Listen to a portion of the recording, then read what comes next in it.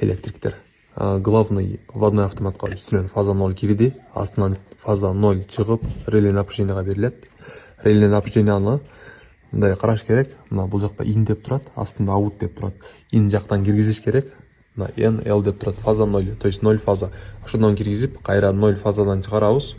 Анан узоого беребиз.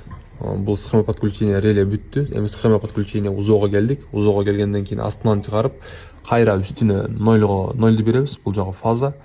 Фазага фаза берилди. Астынан чыгарып 0ду чыгарып туруп, өзүнүн клеммасына, өзүнүн нулевой шинасына беребиз.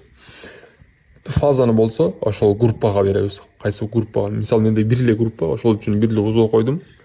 Ошол фаза чыгып, мындан перемычка менен тарады.